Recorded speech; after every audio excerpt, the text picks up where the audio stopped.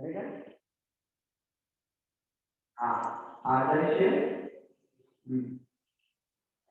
लगभग 9-10 साल की लोग थी ना। आदर्श जैन घोष वह आज प्रथम साल का पारायण करेगा। ठीक है।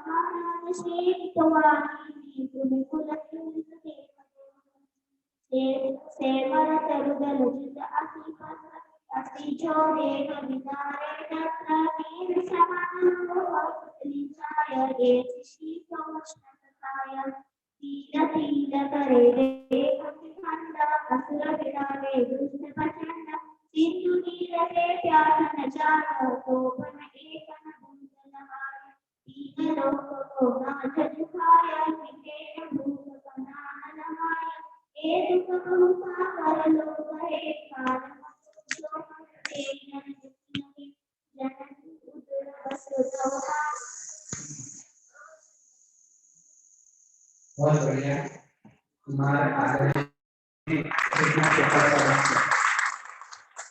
आज उसने पहली डाल का पारण किया, इसलिए बच्चों को लेकर के आना चाहिए। बच्चों का डर छूटता है, उनकी प्रतिभाओं का विकास होता है।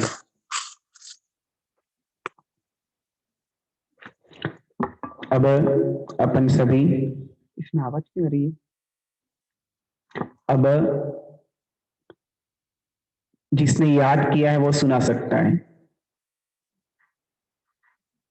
याद किया है किसी ने? पहली ढाल याद करके आना चाहिए। हाँ सुनाइए।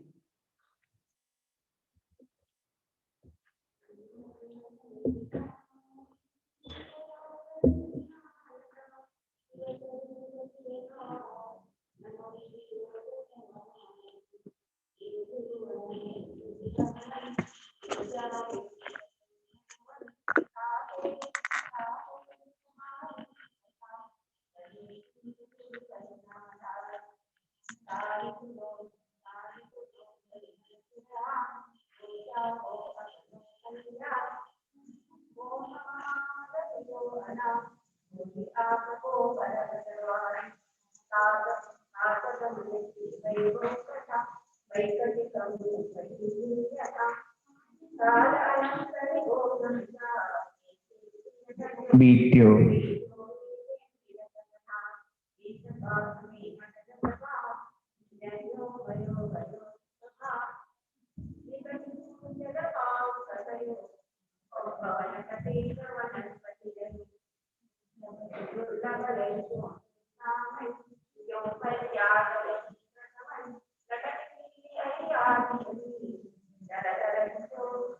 धर धर मर्यो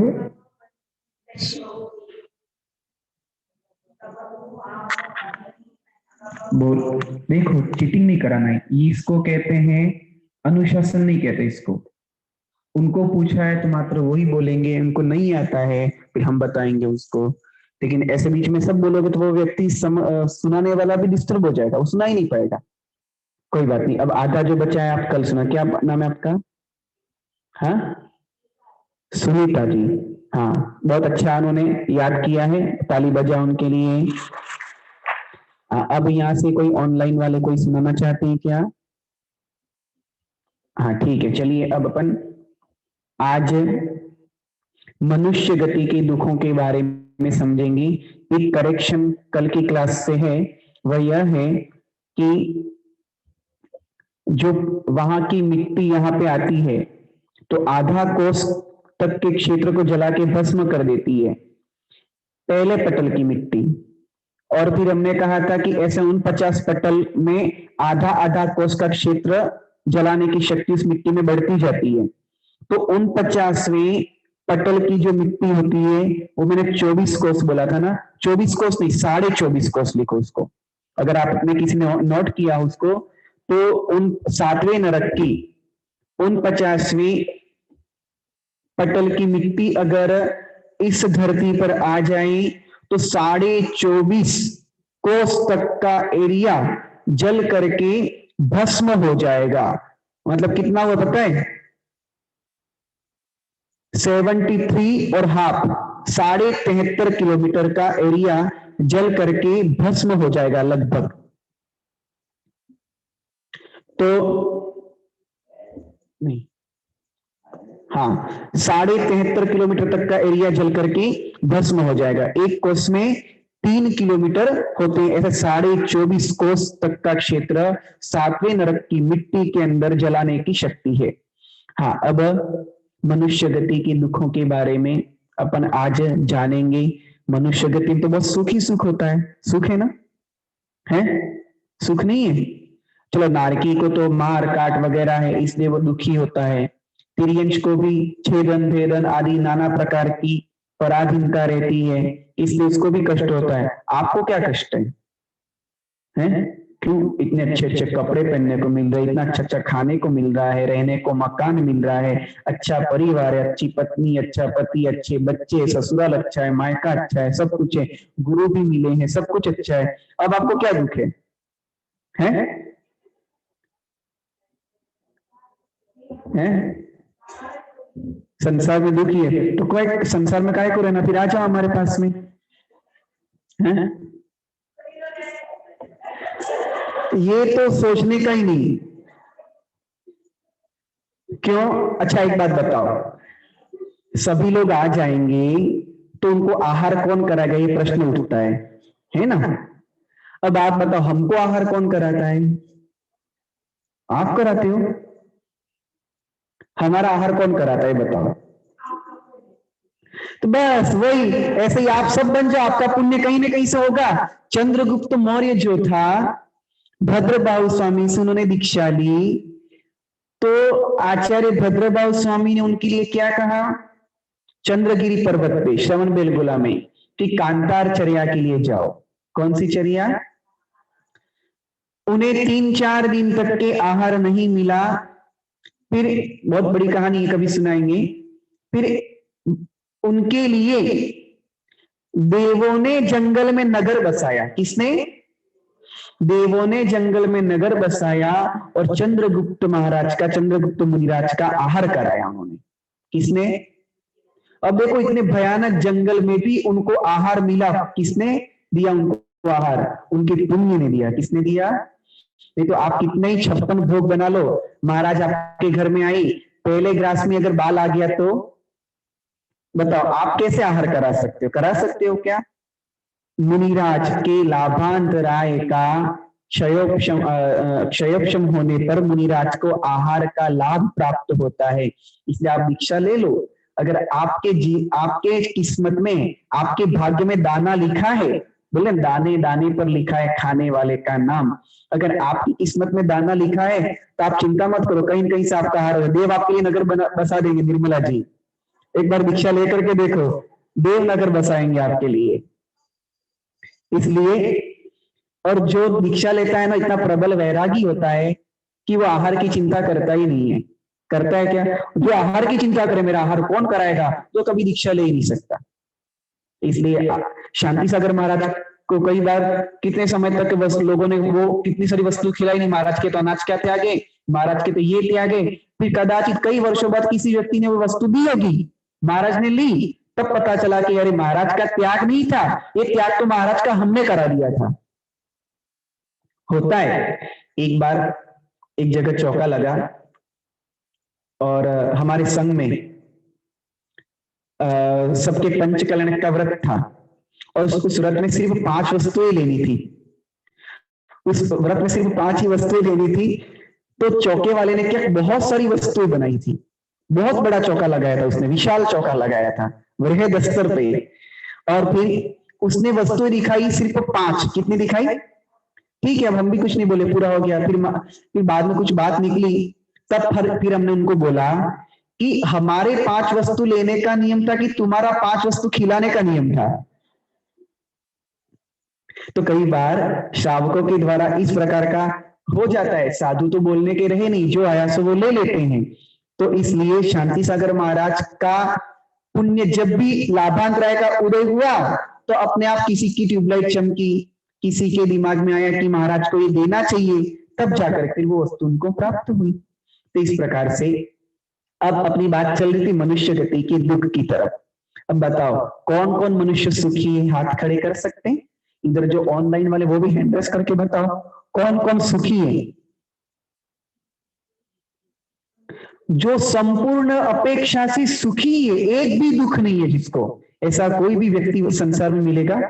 चक्रवर्ती भी होगा तो उसे भी नहीं, वो भी नहीं कहेगा कि मैं सुखी हूं। तीर्थंकर भगवान भी नहीं कह सकते अगर जब तक गृहस्थ अवस्था में सुखी हूं।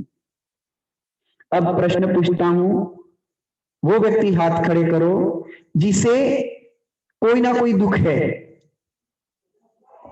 नहीं, हाथ खड़े करो ना। ऑनलाइन वाले भी हैंड रेस करते, कोई ना कोई दुख है आपको। सबके हाथ आ रहे हैं, तो सभी को कुछ ना कुछ दुख है ही है। तो आज हम उसी विषय को यहां पर समझेंगे। तो आप सभी आप 6 कला में देखिए। जननी उदर वस्यो नव मासे, अंग सकुचती पाई त्रास, निकसत जे दुख पाई घोर, तिनको कहते न आवी और। जननी उदर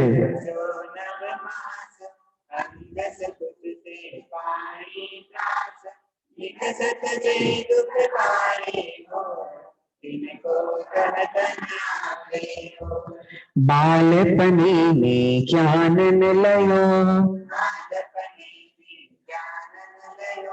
तरुण समय तरुणी रत रयो,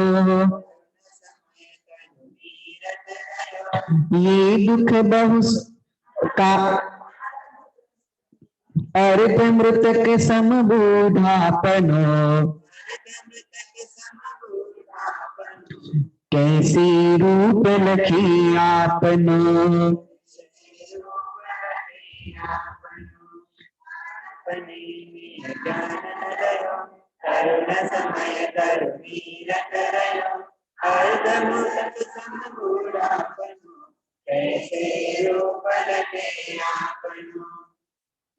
मनुष्य गति की दुख क्या बताए यहाँ पे। पहले इनका अपन भावार्थ समझ लेते हैं दोनों पद्यों का। 2 पद्य अपन ने पढ़े ना एक साथ में। जननी उदर वस्यो, कितने मास? कितने मास? 9 मास। कोई कोई 7 मास में भी आ जाता है और कोई कोई 10 मास में भी आता है। कई जगह पे इस प्रकार के वर्णन सुनने को मिलते हैं। और यह भी सुना जाता है कि 7 महीने में जो बच्चे का जन्म होता है चूहे के जितना होता है, इतना सा। फिर डॉक्टर उसको कहाँ रखता है? कांच की पेटी में। जन्म होते ही दुख है, जन्म होते ही दुख, ये मनुष्य गति का दुख। और अगर 8वें महीने में किसी बच्चे का जन्म होता है तो वो जीवित रहने की संभावना उसके कम रहती है। 7वें महीने का तो बचेगा पर 8वें महीने का नहीं बचेगा। और 90 महीने का तो संपूर्ण अवयवों से सहित ही है, तो उसके लिए तो कोई बात ही नहीं। लेकिन फिर भी डॉक्टर कितना डरा देता है, बेड रेस्ट करो, है। सबसे बड़ा दुख ये मनुष्य गति का दुख। जो गर्भवती माँ है ना, जब उसको बेड रेस्ट मिलता होगा तो मैं जहां तक सोचता हूं उसको बेड रेस्ट तो उसके लिए और अरेस्ट जैसा हो जाता होगा। और दूसरा, उसमें उसको बहुत सारी दूसरी मानसिक पीड़ाओं का सामना ये करना पड़ता होगा कि घर की सास और झाड़ू बोले कुछ काम ही नहीं करती, दिन भर सोती रहती है। ऐसा भी हो सकता है किसी के साथ में। ये भी मनुष्य गति का ही तो दुख है, ये मनुष्य गति का दुख। ये तो अपन साधारण चर्चा कर रहे हैं। और जब उस बच्चे का जन्म होने का समय आता है और कोई संकेत प्राप्त होते हैं, तब उसको कहा, पहले तो घरों में ही बच्चों का जन्म होता था, लेकिन अचानक कोई इस प्रकार की विपदा आ जाए, जैसे कि हमने बोला कि 7वें महीने में किसी बच्चे का जन्म होता है। 7वें महीने वाले बच्चे भी, उनके शरीर में कोई ना कोई इस प्रकार का कष्ट रहता है, लेकिन कोई कोई पुण्य योग से स्वस्थ भी रहते हैं। जैसे हमारे मुनिश्री, इनका जन्म 7वें महीने में हुआ था। मुनिश्री का, उनकी नानी जी मम्मी वगैरह बताते हैं जब उनका जन्म तो इतने से थे और उनको पेटी में रखा गया था मुनिश्री को, हाँ, सुयशगुप्त मुनि राज को। तो ऐसे बहुत सारे जो पुण्य योग से जो रहते हैं उनके शरीर स्वस्थ भी रहते हैं, किसी के अस्वस्थ भी रहते हैं। और बच्चे को जन्म के लिए हॉस्पिटल ले जाया जाता है। उस समय पे सबसे बड़ी टेंशन, उस समय पे क्या तनाव रहता है कि कहीं माँ को कुछ हो ना जाए, कहीं बच्चे को कुछ हो ना जाए।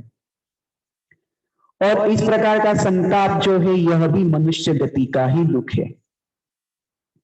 अरे मनुष्य गति का सुख जितना था वो सुख तो क्या तीर्थंकरों ने और चक्रवर्तियों ने ले लिया। अब आपके पास कुछ नहीं बचा है। जैसे गन्ना होता है, हमने एक बार पहले भी बताया था, गन्ना गन्ना कैसा होता है? मीठा होता है। कैसा होता है? मीठा होता है। उस गन्ने के रस को निकाल लिया जाए और चूस करके जो बाहर थूक दिया जाता है, उसमें क्या रहता है? उसमें कुछ रहता है क्या? नहीं। अगर मनुष्य गति के सुख को सुख माना भी जाए तो उस मनुष्य गति रूपी जो गन्ना है, उस गन्ने के रस को तो तीर्थंकरों ने, चक्रवर्ती ने चूस लिया। किसने चूस लिया?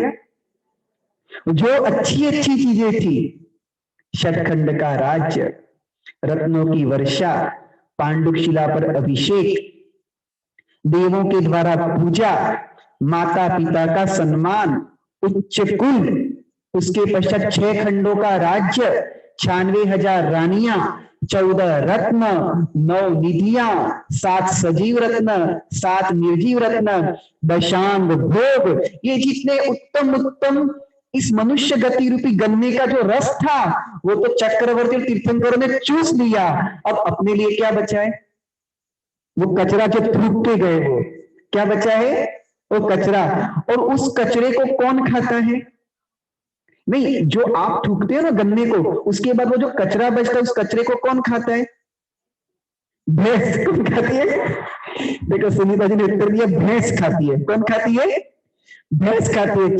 तो चक्रवर्तियों ने जो थूक के गए, जो चूस के गए हैं, अब वो कचरा अपन खा रहे हैं। मतलब अपन कौन है?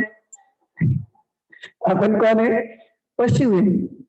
तो इसलिए ये मनुष्य गति का दुख कि हम कचरे में भी सुख मान रहे हैं, उस कचरे में भी मिठास ढूंढ रहे हैं। मनुष्य भी जो गर्भ से ही संतप्त रहता है। तो यहाँ पर तभी तो क्या बताए, जननी उदर वस्यो नवमास, माता की गर्भ में वो बालक कितने समय तक रहता है, 9 महीने तक रहता है। कितने महीने तक, 9 महीने। अंग सकुचते पाई त्रास, और माता की वो जो गर्भ की थैली है उसमें वह बालक उल्टा रहता है। कैसा रहता है, उल्टा रहता है। और निकसत जे दुख पाई घोर, और माता के उदर से जब वो बाहर आता है, तो माता के उदर से जब वह द्वार, छोटे द्वार से जब बाहर निकलता है, उस समय पे उसको अत्यंत पीड़ा होती है। माँ को भी होती है और उस शिशु को भी होती है। अपने आचार्य कहते हैं, अगर किसी स्त्री को प्रसूति के समय की पीड़ा संसार के स्वरूप का अगर भान करा दे, तो वह माता अगली संतान को उत्पन्न ही नहीं करेगी, वैरागी हो जाएगी। क्योंकि वो प्रसूति के कष्टों को अगर याद करे और संसार के स्वरूप का चिंतन करे तो, और ऐसे ही गर्भ और जन्म और मरण के कष्ट हमें अगर याद आ जाएं तो हम वैरागी हो जाएंगे, संसार में फंसेंगे ही नहीं। तो निकसत जे दुख पाए घोर, निकलते समय जो उस बालक को कष्ट होता है वो घोर भयानक होता है, अति कष्टदायक होता है। तिनको कहत न आवे, और उस कष्ट को कहते कहते और अर्थात अंत ही नहीं आता है। उतना कष्ट उस माता के गर्भ से बाहर निकलने का होता है। भगवान आदिनाथ की जयमाला में आता है, जैसे निसरे जंत्री में तार हो, जंत्री के तार हो। तार बनाने का जो यंत्र होता है, अगर आप किसी ने देखा हो, तो वो जो यंत्र बनाने वाला व्यक्ति रहता है, उस तार को बड़ी कठिनाई से उस यंत्र से बाहर खींचता है और बड़ा जोर लगा करके वहां पर यंत्र से वो तार बाहर बन करके आता है। उसी प्रकार से माँ के गर्भ से भी वह बालक जैसे यंत्र से तार बाहर आता है कठिनाई से, वैसे माँ के गर्भ से बाहर आता है। और पहले जो चौथे काल में जब मनुष्यों के यहाँ जन्म, मनुष्य गति के अगर सुख अगर देखा भी जाए तीर्थंकरों के यहाँ, तो जब तीर्थंकरों का जन्म होता है तब क्या होता है, आसन कंपायमान होता है। क्या होता है, किसका आसन कंपायमान होता है, सौधर्म आदि इंद्रियों के आसन कंपायमान हो जाते हैं। और आपके घरों में जब बच्चे के जन्म का समय आता है तब क्या कंपायमान होता है, मोबाइल। क्या कंपायमान होता है, अरे जल्दी से जल्दी डॉक्टर को फोन करो, गाड़ी लाओ, ये करो वो करो, बच्चे को हॉस्पिटल लेकर, माँ को हॉस्पिटल लेकर के जाना है, थोड़ी भी देर हो गई तो सब मामला खराब हो जाएगा। आपके मोबाइल कंपायमान होता है, आप खुद कंपायमान हो जाता है, आपकी गाड़ियां कंपायमान होती है। और वो सुख देखो तीर्थंकरों का कि जन्म के पूर्व ही, जन्म होते ही इंद्रों के आसन कंपायमान हो जाते हैं। अब उस गर्भवास के और जन्म के जो कष्ट हैं उनको कहते कहते अंत नहीं आता है। पुनरपि जननम पुनरपि मरणम पुनरपि जननी जठरे शयनम इह संसारे खलु दुस्तारे त्राता नहीं भव कारागारे। पुनरपि जननम, बार बार जन्म लेना, पुनरपि मरणम, बार बार मरण को प्राप्त करना, पुनरपि जननी जठरे शयनम, बार बार माता के गर्भ में सोना, शयन करना। उसके बाद में ये संसारे खलु दुस्तारे त्राता नहीं भव कारागारे, इस संसार में जन्म मृत्यु रूपी कारागृह से हमारा रक्षक बचाने वाला कोई भी नहीं है। अगर कोई रक्षक है तो वह मात्र एक है, केवली पन्नतम धम्मम शरणम पवज्जामि। केवली भगवान के द्वारा जो बताया गया धर्म है, उस धर्म में क्या बताया है, प्रतिदिन भगवान को जल चढ़ाओ। क्यों, जल चढ़ाने से जन्म जरा और मृत्यु का विनाश होता है। अपन बोलते कि नहीं बोलते, जन्म जरा मृत्यु विनाशनाय जलम निर्वपामिति स्वाहा। जो भगवान का जल से अभिषेक करता है, श्रीमताम श्री जिनेन्द्राणाम प्रतिमाग्रे च पुण्यदा ददाति जलधाराय तिस्र भृंगार नालत जन्म मृत्यु जरा दुःखम क्रमातस्य क्षयं व्रजे स्वल्पेरेव भवेरेव क्षयं स्वल्पेरेव भवे पाप रजम शाम्यन्ति निश्चितम। क्या बताया है कि श्रीमताम श्री जिनेन्द्राणाम, श्रीमताम अर्थात जो केवल ज्ञान लक्ष्मी से सहित हैं, जिनेन्द्राणाम ऐसे जिनेन्द्रों को जो ददाती जल धाराय, जो जल की धारा प्रदान करता है। कैसे कैसे देता है? भृंगार नालतः, कैसे? भृंगार अर्थात झाड़ी से। किससे? झाड़ी से। जल से जो पूजा की जाती है वो किससे की जाती है? झाड़ी से की जाती है। अपन कैसे करते हैं? कलश लेते हैं और उसमें एक उंगली डुबोते हैं, जलम निरूपामिति स्वाहा, है ऐसे तो छींटे डालते हैं। क्या भगवान की अमृत शुद्धि करा रहे? क्या अमृत स्नान करा रहे? क्या या फिर वो जल लेकर के क्या जलम निरूपामिति स्वाहा करते कि नहीं करते? उसके बाद में क्या बताया? तीसरा क्या बताया? 3 धारा करना चाहिए। कितनी धारा करना चाहिए? जो जल की पूजा है, उस जल के द्वारा पूजा जो होती है भगवान की, वह जन्म जरा मृत्यु के विनाश के लिए की जाती है। जन्म मृत्यु जरा दुखम क्रमातस्य क्षयं व्रजेत, क्रम से जन्म जरा मृत्यु तीनों दुख उस जीव के नष्ट हो जाते हैं परंपरा से। क्रम से अर्थात परंपरा से। जो भगवान के सामने जल धारा कैसे देगा? प्लेट में लेकर के नहीं, प्लेट में 2 बूंद पानी आपका रहता है। कितना पानी रहता है? 2 बूंद पानी। करोड़पति घर के अपन लोग हैं, क्या अपने पास पानी की कमी है? और भगवान के ऊपर जब अभिषेक भी करते तो बहुत सारी जगह तो क्या करते हैं? सहस अठोतर कलशा प्रभु जी के शिर ढूरे, ऐसा बोलते हैं। क्या सहस अठोतर का अर्थ समझते हो? 1008। क्या भावना करते हैं? 1008 कलश भगवान के ऊपर ढार रहे हैं, और आपका जो छोटा सा कलश है ना, उससे 1008 क्या 2 बूंद मुश्किल से निकलती है उससे। और पाप लग जाएगा, पाप लग जाएगा। ज्यादा पानी ढोलना नहीं, ज्यादा पानी ढोलना नहीं। नाना प्रकार की परंपराएं आजकल चल चुकी है। अरे जहां पर पाप धोने का माध्यम प्राप्त होता है, वहीं पर अगर आप पाप होगा ऐसा सोचोगे तो पाप का क्षय कहां करोगे? पाप नष्ट कहां करोगे? पिक्चर टॉकीज में जाके, क्लबों में जाके, कहां जाके करोगे? पाप कहां धोओगे? यहाँ तो पाप धोने का ये स्थान है, क्षेत्र है। वहां पर तो भगवान की आराधना ऐसी करो, ऐसी करो, ऐसी करो कि देवों को भी आश्चर्य उत्पन्न हो जाए। अब वो जो भगवान को जल धारा की जाती, इसीलिए क्योंकि आज मनुष्य गति के दुखों का वर्णन हम सुन रहे हैं। अब उन दुखों से छुटकारा प्राप्त करना है तो प्रतिदिन भगवान के सामने जल की धारा छोड़ो। और कितनी धारा? 3 धारा छोड़ी जाती। कितनी? हाँ, और वो भी नाल से, भृंगार नाल से। क्योंकि भृंगार अष्ट मंगल द्रव्यों में से एक मंगल द्रव्य होता है। झाड़ी, वो भृंगार भी कैसा? उसमें छेद नहीं, कलश में छेद करना वो नहीं, उस कलश से एक नाल बाहर निकल के आती है। वो नाल कई बार सिंह मुखी भी होती है, वो नाल गजमुखी भी हो सकती है, या फिर साधारण भी हो तो चलेगा। लेकिन उस भृंगार नाल वाले कलश से, उस झाड़ी से भगवान के सामने 3 धारा छोड़ना चाहिए। प्लेट में लेके जल नहीं चढ़ाना, सीधे सामान्य कलश से जल नहीं चढ़ाना, भगवान के सामने वो धारा छोड़ी जाती है। इसको कहते हैं जल के द्वारा भगवान की पूजा। फिर क्या? स्वल्पेरेव भवे पाप रजम शाम्यन्ति निश्चितम। जो भगवान के सामने झाड़ी से प्रतिदिन 3 धारा छोड़ता है, धारा छोड़ना है, बूंद नहीं छोड़ना है। आए समझ में? मैं देखता हूं बहुत सारे लोगों की पूजा बूंद छोड़ते, बूंद भी नहीं, ऐसे छींटे डालते हैं।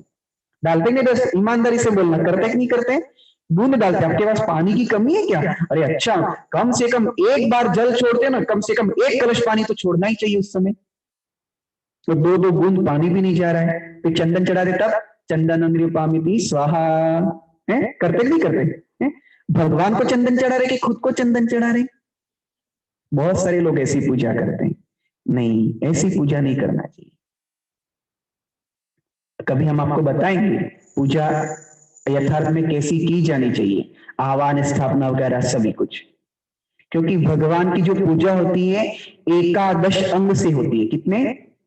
अकलंग स्वामी का जो ग्रंथ है उसमें अकलंग स्वामी ने कहा है एकादश अंगों से भगवान की पूजा। कौन से एकादश?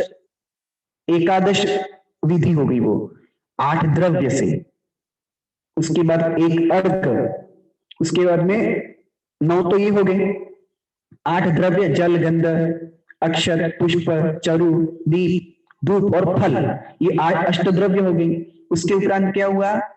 अर्घ्य, ये 9 हो गए। फिर उसके बाद में शांति धारा और पुष्पांजलि, तो कितने हो गए? 11। ये 11 अंगों से भगवान की पूजा की जाती, इसे कहते एकादश विधि, एकादश पूजा। तो ये होना ही चाहिए, और इसमें जो जैसा बताया है वैसा ही लिखना चाहिए, वैसा ही करना चाहिए। क्यों? क्योंकि हमें मनुष्य गति के दुख, जन्म जरा मृत्यु से छुटकारा प्राप्त करना है। स्वल्पेरेव स्वल्पैहि एव भवे, अर्थात अल्प भवों में ही, अल्प भव मतलब क्या? 200-400 भव नहीं, अल्प भव मतलब 4, 8, 10, 12 भवों के अंदर अंदर वो जी समस्त पाप वर्गणाओं को नष्ट करके कहां पहुंच जाता है? मोक्ष पहुंच जाता है। कहां पहुंच जाता है? मोक्ष। और उसके मनुष्य गति का कष्ट समाप्त हो जाता है। इसलिए भगवान के सामने जलधारा इसी प्रकार की पद्धति से करना चाहिए। अब कोई बोलेंगे अब इन क्रियाकांड में क्या लिखा है? हमारे भाव तो शुद्ध हैं। इन क्रियाकांड में क्या लिखा? हमारे भाव तो शुद्ध है। अब डॉक्टर ने दवाई बोला है दिन में 3 बार लेने की बोला है, अब तुम्हारे भाव तो शुद्ध है, अब 3 बार लेने की क्रिया मत करो, एक साथ में दिन में 1 ही बार ले लो। क्या बीमारी ठीक होगी? हाँ? या फिर 1 महीने का कोई सिरप दिया है, कितना 30 ml का, 50 ml का कोई सिरप दिया है, और रोज कौन कौन ले? बार बार क्रियाकांड कौन करे? जान दो, एक दिन में पूरे 50 ml ले लो, स्वाहा कर जाओ। नहीं, क्रिया का भी फल प्राप्त होता है। इसलिए क्रिया को क्रियाकांड करके उसको इग्नोर नहीं करना, क्योंकि वो क्रिया आपके भावों को विशुद्ध करने का साधन है। मैं आपको एक एग्जांपल कराता हूं अभी तुरंत, प्रैक्टिकल। नमोस्तु बोलो, मेरे को नमोस्तु करो। नहीं, हाथ मत जोड़ो, हाथ मत जोड़ो, ऐसे बैठे बैठे नमोस्तु महाराज जी बोलो। नहीं, हाथ नहीं जोड़ना, हाथ जोड़ना ही नहीं है। बोलो नमोस्तु महाराज जी बोलो, हाथ नहीं जोड़ना। प्रैक्टिकल करके देखो, हाथ नहीं जोड़ना है। ऑनलाइन वाले भी ध्यान रखो, बोलो नमोस्तु महाराज जी। अब जो आपके परिणाम हुए उसकी तरफ लक्ष्य दो, फिर से एक बार बोलो, ठीक है? अब हाथ जोड़ के पंचांग नमोस्तु करो।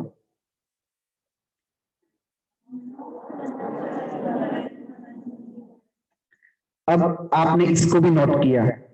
अब बताओ आपके भाव पहले वाले नमोस्तु में अच्छे हुए कि बाद वाले नमोस्तु में?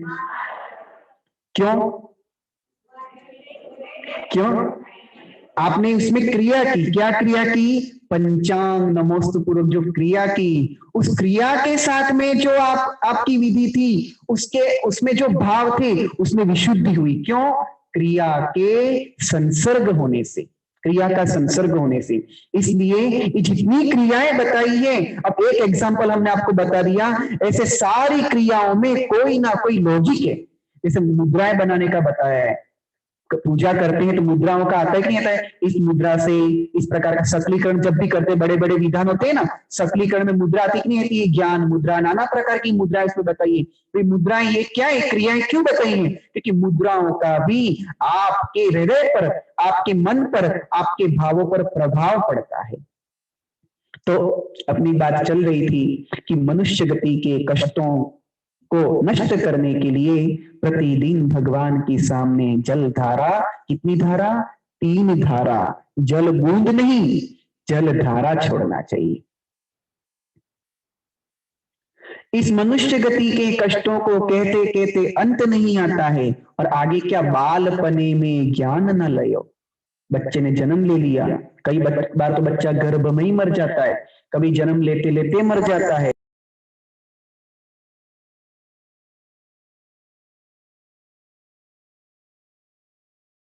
बचपने में ज्ञान न लयो, बचपन में ज्ञान प्राप्त नहीं किया। तरुण समय तरुणी रत रहो। तरुण अर्थात जवान, तरुणी मतलब स्त्री। जब जवान हुआ, स्त्रियों के पीछे पड़ गया, स्त्री में रत हो गया।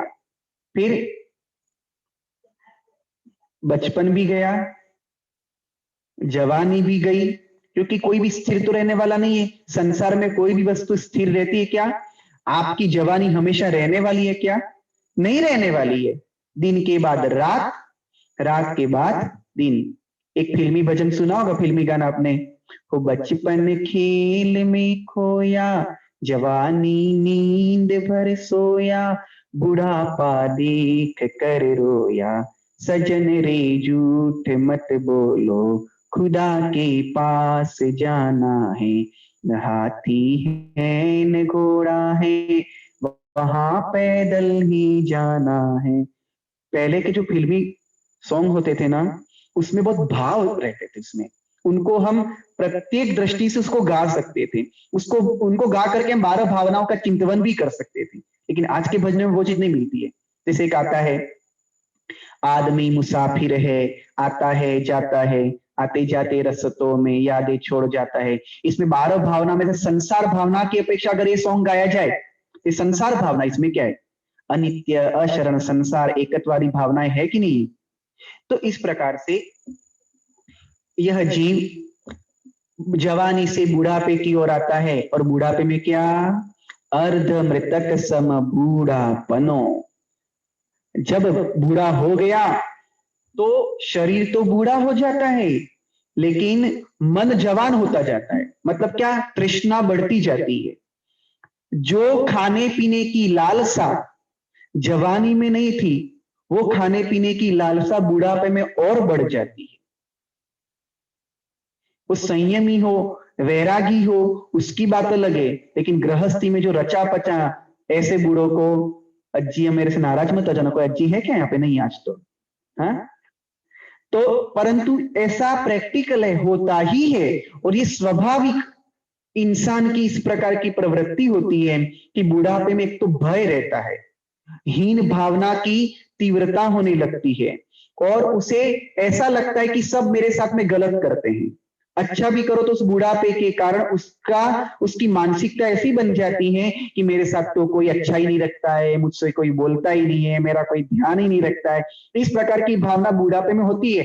आपकी भी होंगी ना, हमारी भी होंगी, सबका इसी प्रकार का होगा। बस तब कंट्रोल करने की आवश्यकता है। अगर हमने अभी से अपने जीवन को संयम के सांचे में ढाल दिया तो बुढ़ापे में ये नौबत नहीं आएगी। इसलिए बुढ़ापे में तृष्णा बढ़ती है। पहले तो व्यक्ति क्या करता था, चना खाता था, मिला तो भी ठीक, नहीं मिला तो भी ठीक, लेकिन अब बुढ़ापे में सिंगदाना,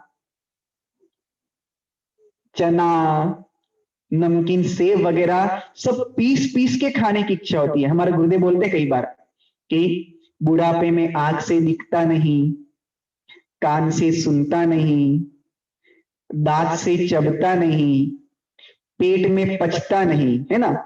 बुढ़ापे में कान से सुनता नहीं, आंख से दिखता नहीं, दांत से चबता नहीं, पेट में पचता नहीं, लेकिन फिर भी आगे जितना माल रख दो वो बचता नहीं। तो ये आशा पाश महा दुखदानी, ये जो आशाओं का गर्त बुढ़ापे में और बड़ा होता जाता है, लेकिन भरता नहीं है। अर्ध मृतक, आधे मरे के समान वो बुढ़ापा। आधा तो वो मर गया है, क्या, आधा तो मतलब क्या, उसके कमर पर मृत्यु ने 1 लात तो मार दी है। क्या समझ में आया? मृत्यु ने उसकी कमर पर 1 लात मार दी है, इसलिए वो ऐसे हो गया है, इसलिए वो ऐसे झुक तो गया है। बस 1 लात और मारेगा ना, फिर पूरा काम उसका हो जाएगा। तो इसलिए क्या कहते हैं, अर्ध मृतक सम बूढ़ापनो। जब 1 लात उस मृत्यु ने मारी है, तभी समझ जाए कोई। और वो जो सुनंदा बाई चौगले ना, अब चोगले, सुनंदाबाई चोगले जैसी कोई माता हो, उस 1 लाख की पीड़ा को सहन कर ले, स्वाभिमान से अगर इस मार्ग में आ जाए तो दूसरी लात वो मृत्यु से नहीं मारेगी, दूसरी लात ये मृत्यु को मारेगा ये जीव, जैसे कि वैराग्यशी माता जी ने मारी थी। कितनी अच्छी समाधि करी थी उन्होंने। ऐसे भाव हमारे भी होना चाहिए, तब जाकर के मनुष्य गति के कष्टों से छुटकारा प्राप्त हो जाएगा। कैसे रूप लखे आपनो, बचपन तो खेल में खो दिया, जवानी संसार में खो दिया, उसके बाद में जब बूढ़ा हो गया तो अर्धमृतक, हाथ पैर सब स्प्रिंग की भांति, इसकी स्प्रिंग है तो है ना, कैसे हिलते डुलते रहते हैं, उसकी भांति से हो जाते हैं और कुछ भी नहीं होता है। हम सोचते हैं बुढ़ापे में धर्म करेंगे, बुढ़ापे में धर्म करेंगे, बुढ़ापे में धर्म करेंगे। अरे तुम्हारा संसार करने के लिए तो तुमको जवानी चाहिए, तो धर्म क्या हमारा इतना कोई गिरा पड़ा है जो बुढ़ापा मांगेगा? धर्म करने के लिए भी जवानी चाहिए, अच्छा शरीर चाहिए, सबल शरीर चाहिए। बुढ़ापा किसने देखा? क्या हर व्यक्ति का बुढ़ापा आता है क्या? आता है क्या? कब किस व्यक्ति का कब बुलावा आ जाए, वो तो गर्भ में भी आ सकता वो बुलावा। तो इसलिए बुढ़ापे का इंतजार नहीं करना। क्या बुढ़ापे का, फिर से बोलो एक बार, बुढ़ापे का इंतजार नहीं करना। फिर क्या करना? मग काय करायचे? दीक्षा घ्यायचे। अरे तुम दीक्षा ना भी लो कोई बात नहीं, घर में रह करके भी इतना संयम नियम का पालन करो, यथार्थ में ताकत हो तो दीक्षा के ही भाव करना चाहिए। आप ये नहीं कर सकते हो तो घर में रह करके भी, अभी चौथी ढाल में आएगा, यो श्रावक व्रत पाल स्वर्ग सोलम उपजावे। क्या बताया है? गृहस्थी में रहने वाला जीव भी अगर श्रावक के अणुव्रतों को स्वीकार करता है, निरतिचार पालन करता है, 12 व्रतों को अंगीकार करता है, तो वह जीव भी कहां जाता है? स्वर्ग में जाता है। 16वें स्वर्ग तक जा सकता है। कौन से स्वर्ग तक जा सकता है? भगवान आदिनाथ। कौन से? भगवान आदिनाथ ने राजा सुविधि की पर्याय में, उन्होंने, उनके परिवार में बहुत सौ ने दीक्षा ली, लेकिन केशव नाम का उनका पुत्र था। कौन? केशव। उस केशव नाम के पुत्र के मोह में उन्होंने दीक्षा नहीं ली, लेकिन क्या किया? घर में रह करके उत्कृष्ट श्रावक के व्रतों का पालन किया उन्होंने। तत्पश्चात उन्होंने दीक्षा ली, बाद में मुनि भी बने, लेकिन घर में रह करके भी उन्होंने संयम की साधना की। सुकुमाल मुनि की कहानी सुनी? जब वायुभूति की पर्याय में सुकुमाल मुनि जो थे, उन सुकुमाल मुनि ने क्या किया? मुनि की निंदा की। एक तो उनके मामा सूर्य मित्र और भाई अग्निभूति दोनों ने दीक्षा ले ली थी। भाभी ने कहा कि देवर जी, आपके भाई गुरु के पास जा चुके हैं, आप चलिए अपन उनको मना के ले आते हैं, कहीं वो दीक्षा ना ले ले, या ले भी ली है तो हो सकता है अपनी बात स्वीकार करके आ जाए घर पे। लेकिन वो वायुभूति जो था स्वभाव से दुष्ट था, उसका हृदय अत्यंत कठोर था, उसने भाभी की बात नहीं मानी। लेकिन भाभी असहाय थी, पति चला गया, अब क्या करे? देवर को ही तो लेकर के जा सकती भाई को लेने के लिए, पति को लेने के लिए। बहुत अनुनय भी नहीं किया, वायुभूति ने उसकी एक भी नहीं सुनी। तब वो उसके पैरों में गिर गई कि देवर जी, मैं आपके हाथ जोड़ती हूँ, आप मेरा सहयोग कीजिए और अपने भाई को लेने के लिए मेरे साथ में चलिए। तब उस दुष्ट चित्त वायुभूति ने सुकुमाल मुनि का जीव, सुकुमाल मुनि का नाम सुना कि नहीं सुना? सुकुमाल मुनि का जीव, उस वायुभूति ने उस भाभी के मुंह पे लात मार दी। क्या मारी? लात मारी। तब वह अत्यंत क्रोधाग्नि से वह लाल लाल हुई और उस समय पे उस भाभी ने निदान किया। क्या निदान किया? कि जिस पैर से तूने मेरे मुंह पे लात मारी है, स्मरण रखना, मैं इसी मुंह से एक दिन तेरे इसी पैर को खाऊंगी। क्या किया?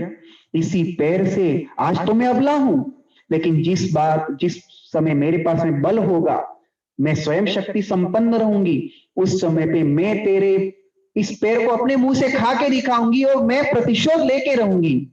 और ये जो समय था, ये जो वाक्य था, कब का था पता है? गोधूली वेला का। कब का था? गोधूली वेला समझते हो? गाय जंगल में चरने जाती है और जो उसके संध्या काल जो होता है, उसका आने का समय, उसको कहते हैं गोधूली वेला। मतलब गाय आती है तो क्या धूल उड़ती है पूरे मोहल्ले में, गांव में, क्योंकि गायों के आने का समय होता है। तो उसको गाय भैंस जो भी प्राणी है उनकी, उसको कहते हैं गोधूली। क्या कहते हैं? वेला मतलब समय, गोधूली का समय।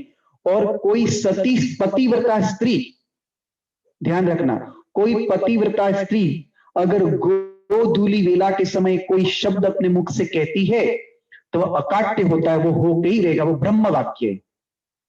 आए समझ में? कोई सती पतिव्रता स्त्री अगर गोधूली वेला के समय कुछ भी शब्द कह दे, शर्त क्या?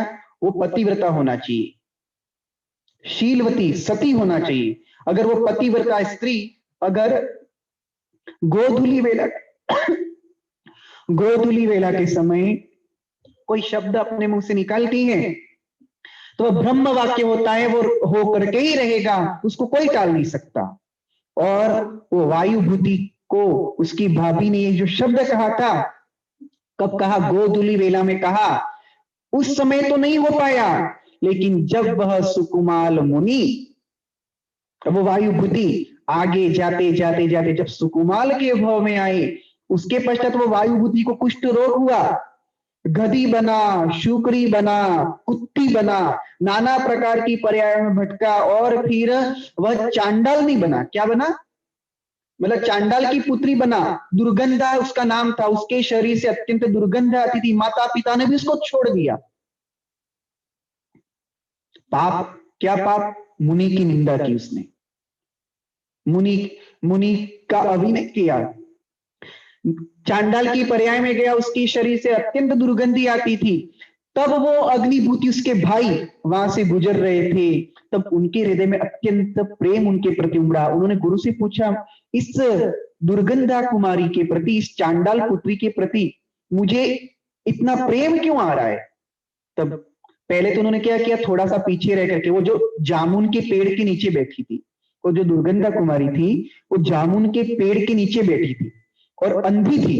क्या थी? अंधी थी, जन्म से अंधी थी। इसलिए कभी भी मुनि की निंदा नहीं करना। देखो, जन्म से अंधी और चांडाल के घर में जन्म लिया, और वहां पर क्या, जामुन के पेड़ के नीचे जामुन बीन बीन के खा रही थी। अब उसे जामुन मतलब समझे, जामड़े, क्या जामड़े बोलते ना, तो वो जामुन अब उसे दिखते तो नहीं थे, बेचारे ऐसे तैसे हाथ इस प्रकार से कर करके। तो तब अग्निभूति मुनिराज वहां पे रुके और उन्होंने थोड़े से जामुन उसकी तरफ खिसका करके उसके लिए प्रदान कर दिए। प्रेम आ रहा था। प्रेम क्यों आ रहा था? पूर्व का भाई, पूर्व के भाई का वो जीव था। गुरु से जाके पूछा तो गुरु ने कहा, ये वही तेरे वायुभूति भाई, ये जो दुष्ट था, आज वह मुनि निंदा के फल से आज इस पर्याय में आया है। अब जा, उसका समय अत्यधिक नहीं है, उसका जाके कल्याण कर। तब मुनिराज ने उसको समझाया और 5 अणुव्रत दिए। क्या दिए? 5 अणुव्रत दिए। और वो जन्मांध जो पाप के फल को भुगत रही थी, अणुव्रतों के प्रभाव से, श्रावक के व्रतों के प्रभाव से, अगली पर्याय फिर क्या, जब वह वहां पर इस प्रकार से बैठी रहती थी ना, तब उस समय पे एक सोम शर्मा नाम का ब्राह्मण और उसकी पत्नी, जिनके कई समय से संतान नहीं थी, और संतान प्राप्ति की इच्छा से वह नाग पूजा के लिए जा रहे थे। नाग पंचमी कल है ना, वो तो खैर अजैन थे, वो तो अपने यहाँ पर भी नाग पंचमी के दिन एक व्रत है, नाग की पूजा वूजा का नहीं अपने यहाँ पर, लेकिन कोई व्रत कल के दिन आता है अपना। अब वो नाग की पूजा के लिए जा रहे थे, और नागों की पूजा पुत्र प्राप्ति के लिए, संतान प्राप्ति के लिए वे करने के लिए जा रहे थे। और उसके वैभव को उसने कान से सुना। किसने? दुर्गंधा ने, जो अंधी थी, चांडाल पुत्री ने, सुकुमाल मुनि का जीव, उसने सुना।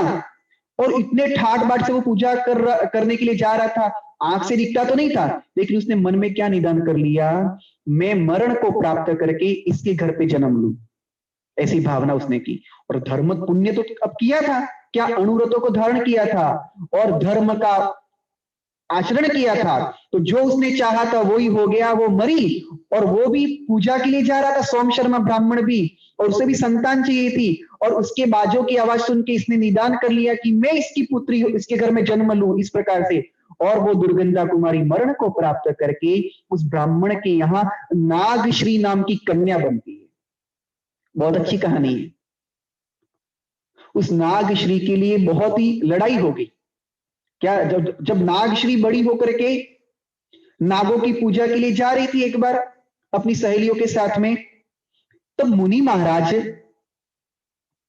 वो ही उसके पूर्व भव के भाई अग्निभूति और मामा सूर्यमित्र, ये दोनों उसी नगर में थे। तब इनके नाग की पूजा से जब घर पे लौट के आ रही थी, तब इनके पास में गई और जाकर के दोनों के बीच में जाके बैठ गई। पूर्व का प्रेम, एक मामा है और एक भाई है, उनके चरणों में जाकर के बैठ गई और धर्म का श्रवण किया।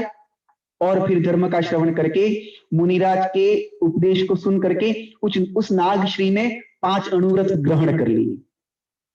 और दूसरी सहेलियों ने जाकर के पिताजी को जाके बोल दिया कि आपकी पुत्री ने तो अनुव्रत ले लिए, वो नग्न साधुओं से, नग्न साधुओं से व्रत लिया है। तब फिर वो उसके पिताजी उसको डांटते हैं कि हमारे कुल में, हमारे ब्राह्मण परिवारों में इन नग्न मुनियों की पूजा नहीं होती, तूने उनसे व्रत क्यों लिए? तो मुनिराज ने उसको कहा था कि बेटी, अगर तेरे पिताजी मना बोले ना, तो ये व्रत उनके साथ में आकर के मुझे मेरे व्रत वापस दे देना, मेरा जो मैं तुझे नियम दे रहा वो नियम मुझे वापस लौटा देना।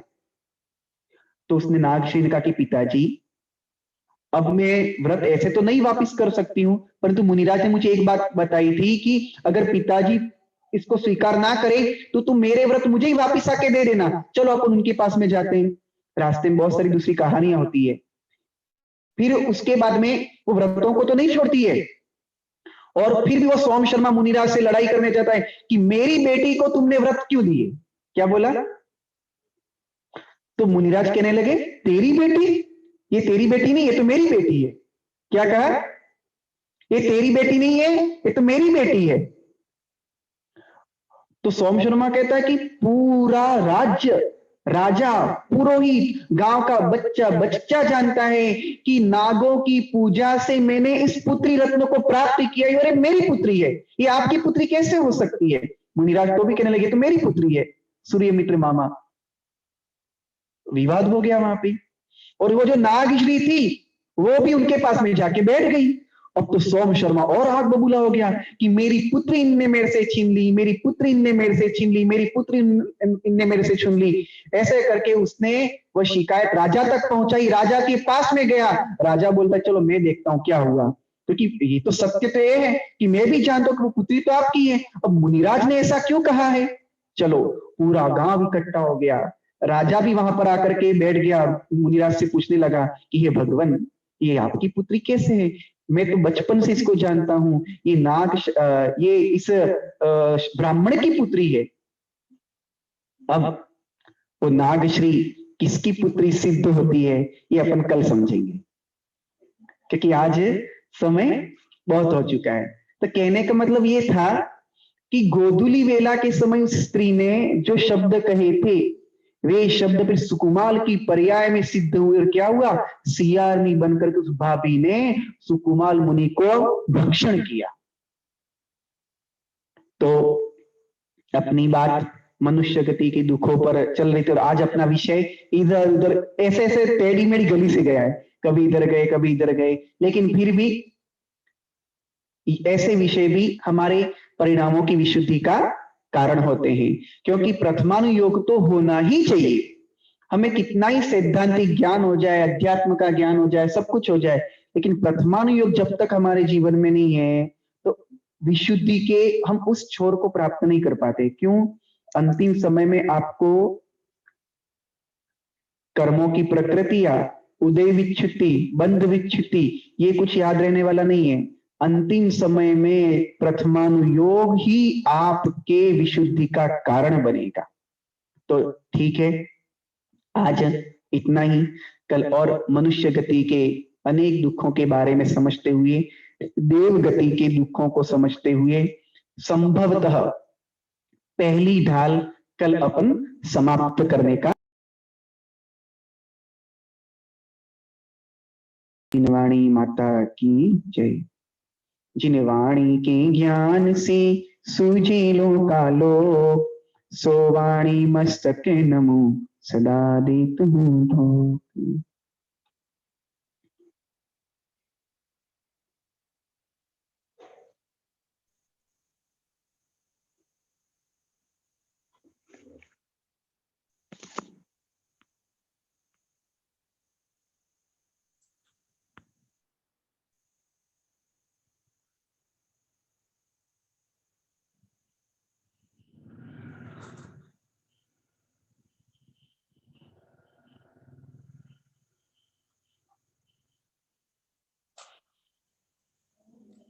जिनवाणी माता की जय। नमस्ते मुनीश्री। हो चुका है, इसलिए करेंगे सिंपल आरती अपन करेंगे। मैं यहाँ से श्लोक बोलूंगा, नमस्ते मुनीश्री। हाँ मुनीश्री, कुछ लोगों के प्रश्न थे आज के विषय से, आज ले या कल लेंगे?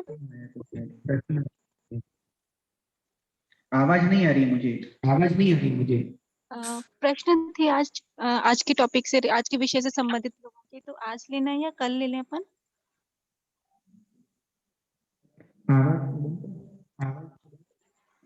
एक बार फिर से बोलो, फिर आवाज नहीं आ रही आपकी। मुनीश्री, प्रश्न थे आज से संबंधित लोगों के, 2 लोगों का भी मैसेज आया था, उनको प्रश्न पूछना है आज से, आज के विषय से कुछ, तो अपन कल ले या फिर आज? हाँ, कल करेंगे। आज समय बहुत हो चुका है। कल प्रश्नों को उत्तर अपन कल करेंगे। सबके लिए आशीर्वाद। करे जिनवाणी की आरती। कलाक्षते मनोहर पुष्परी, पत्रार्पितं प्रतिदीप्तदाहरि, त्रैलोक्यमण्डलस्य मारार्तिकं तव विभोरविभोरविभो। श्री मंगलारती अवतरणं करोमि।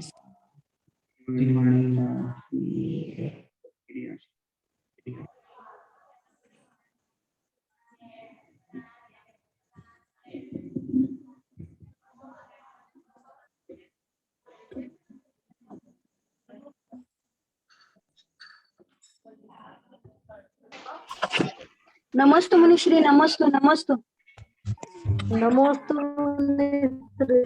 मुनिश्री।